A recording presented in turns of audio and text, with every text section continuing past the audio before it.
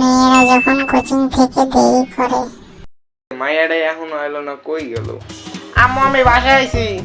কি রে তোর এখন ওর টাইম হইছে? কয়টা বাজে এখন? কইছিল এতক্ষণ? আম্মু এক্সট্রা ক্লাস ছিল আর রাস্তায় জ্যামে পড়ে গেছিলাম, তাই আসতে দেরি হয়ে গেছে।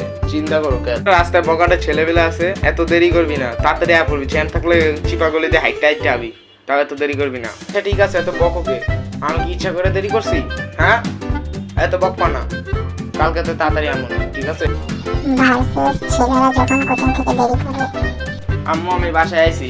কি রে তোর বাসায় আইতে তো দেরি হলো কে? তুই জানোস তো রাস্তায় অনেক খারাপ ছেলে পেলে আছে, ওর মধ্যে তোর কোনো বন্ধু আছে নাকি? নাকি তুই আবার সিগারেট টিগারেট খাস, এর লেগে দেরি হয়েছে?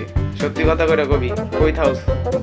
রাস্তায় জ্যাম ছিল, আবার আমার 5 থেকে 7 বছর পুরনো একটা বন্ধুর সাথে দেখা হয়ে গেছিল, তাই একটু দেরি হয়ে গেছে। নাইলে আমি দেরি করি না। আর আমি কি এত খারাপ নাকি যে সিগারেট টিগারেট খামো? আমার চিনো না তুমি?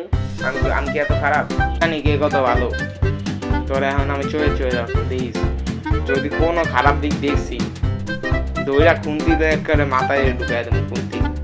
আর কিছু করতে পারবি না, বুঝছো? এখন সাবধানে থাকিস, কোনো আকাম কুকাম করলে ছেড়ে দিস। আচ্ছা ঠিক আছে।